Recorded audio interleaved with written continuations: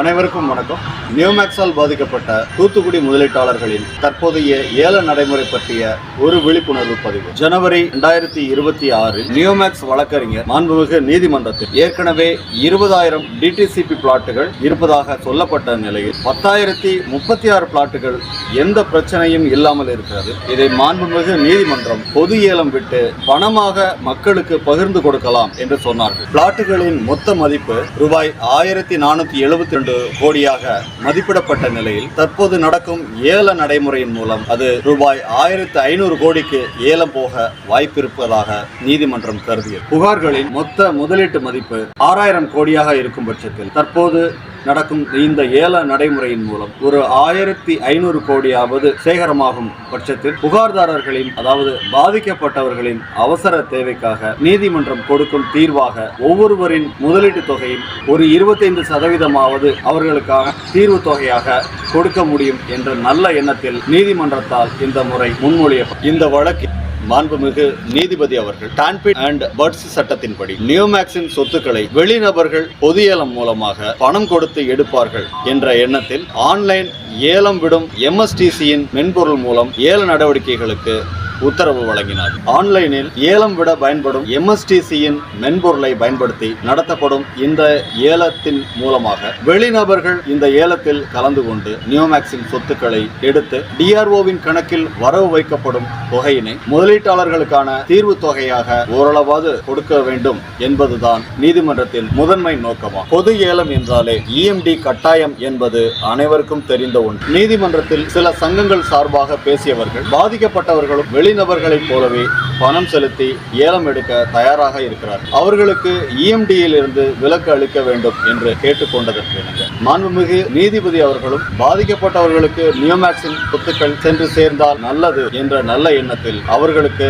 EMD கட்டுவதில் இருந்து விலக்கு அளித்தார் என்பதை நாம் புரிந்து கொள்ள வேண்டும். ஆனால் நீதிமன்றத்தின் எதிர்பார்ப்புக்கு எதிர்மாறாக சில சங்க தலைவர்களின் தவறான புரிதல், தவறான வழிகாட்டுதல் மற்றும் தவறான விசாரங்களினால் மாண்புமிகு நீதிபதி அவர்களும் அவசர பண தேவையில் காத்திருக்கும் பாதிக்கப்பட்டவர்களும் வருத்தப்படும்படியான சூழல்களைத்தான் இந்த சங்க தலைவர்கள் உருவாக்கி வருகிறார்கள் என்பதுதான் கசப்பான உண்மையாக இருக்கிறது. அது எப்படி என்று பார்ப்போம். மாண்புமிகு நீதிபதி அவர்கள் எதிர்பார்த்தபடி 1,500 கோடிக்கு வெளிநபர்களும் பாதிக்கப்பட்டவர்களில் தற்போதும் பணம் செலுத்தி ஏலம் எடுக்க வசதி உள்ளவர்களும் ஏலம் எடுத்து DRO கணக்கில் 1,500 கோடி ரூபாய் பணமாக செலுத்தி இருந்தால் பாதிக்கப்பட்ட ஒவ்வொருவருக்கும் அவர்களது முதலீட்டு தொகையில் 25% இழப்பீடாக கிடைக்கும். அப்படி கிடைத்திருந்தால் 1 கோடி முதலீடு செய்தவருக்கு 25 லட்சம், 50 லட்சம் முதலீடு செய்தவருக்கு 12.5 லட்சம், 10 லட்சம் முதலீடு செய்தவருக்கு 2.5 லட்சம், 1 லட்சம் முதலீடு செய்தவருக்கு 25,000 பணமாகவே இழப்பீடு தொகை கிடைத்திருக்கும் என்பது மறுப்பதற்கு இல்லை. ஏலம் எடுப்பதற்கு வெளிநபர்கள் முன்வராததற்கான 4 காரணங்கள்.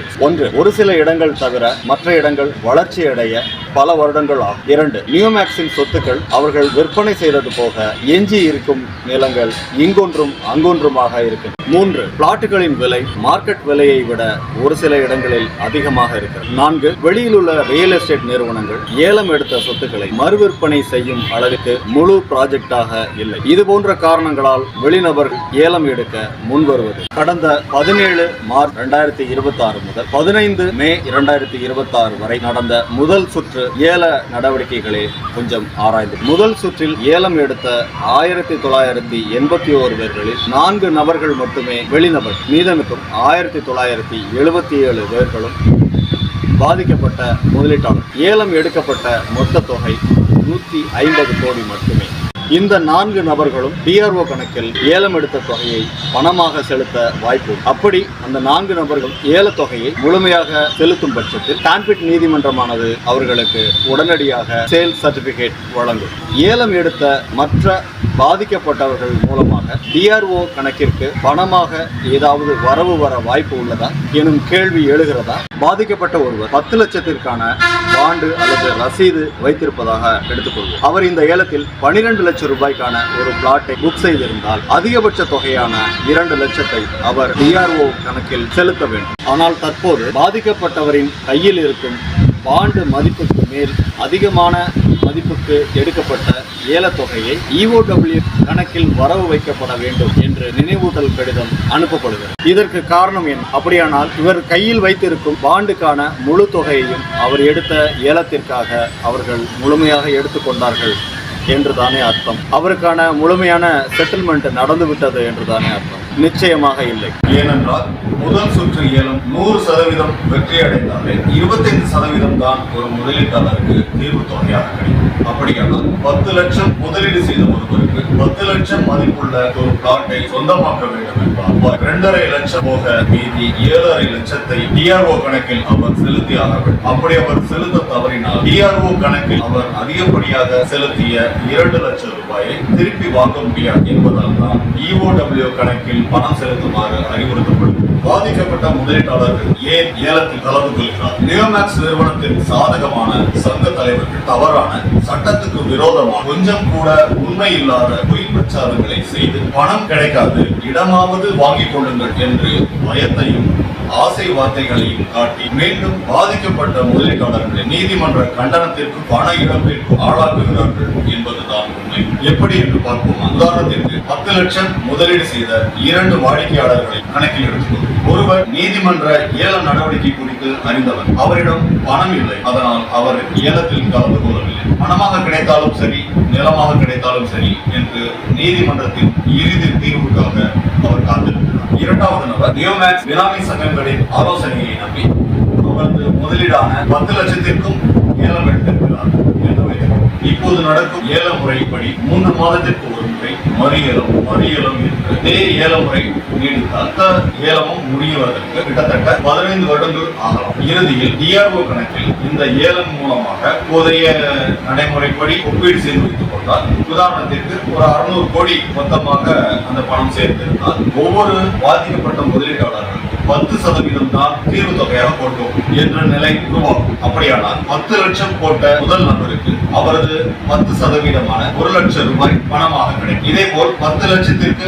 ஏலம் எடுத்திருக்கும் இரண்டாவது நபருக்கு அவருக்கும் 10%-மான 1 லட்சம் ரூபாய் அது அவரது ஏலத்தொகையில் கழிக்கப்பட்டு மீதி 9 லட்சத்தை அவர் DRO கணக்கில் பணமாக செலுத்த வேண்டியது. அப்படி செலுத்தினால் மட்டுமே அந்த ஏலம் எடுத்தவருக்கு பிளாட் சொந்தமாகும். ஒருவேளை நியோமேக்ஸ் பினாமி சங்கங்கள் சொல்வது போல் ஏலம் எடுத்தவரை DRO பணம் செலுத்த சொல்லும் போது அவர் அந்த பிளாட் வேண்டாம் என்று வெளியில் வந்து விட்டால் ஏலம் எடுத்தவருக்கு பண இழப்பு ஏற்படும். எவ்வளவு பண இழப்பு ஏற்படும்? MSTC-க்கான பதிவு கட்டணம் 1180, ஏலத்திற்கான சேவை கட்டணம் 8260, பிளாட் வேண்டாம் என்று சொன்னதால் நீதிமன்றத்தின் அபராத தொகையான 25,000 என்று 34,440 ரூபாய் ஒரு முதலீட்டாளருக்கு ஏலம் வேண்டாம், பிளாட் வேண்டாம் என்று சொல்லி வெளியில் வரும்போது அவருக்கான பண இழப்பு ஏற்படும். சில மேதாவிகள் கூறுவது போல் உங்களிடம் இருக்கும் 10 லட்சம் ரூபாய் பாண்டிற்கு 50% தொகையான 5 லட்சத்திற்கு நீங்கள் ஒரு பிளாட்டை ஏலத்தில் எடுத்திருந்தாலும் நாம் எடுத்துக்கொண்ட இந்த உதாரணத்தின்படி உங்களுக்கு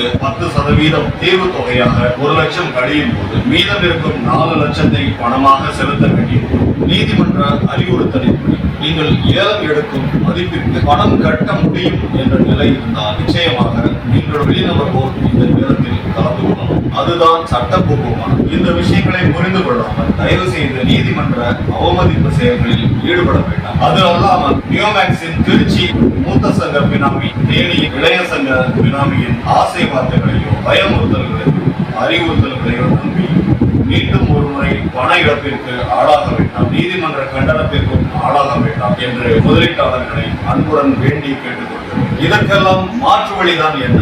அடுத்த விழிப்புணர்வு பதிவில் சந்திக்கலாம். நன்றி.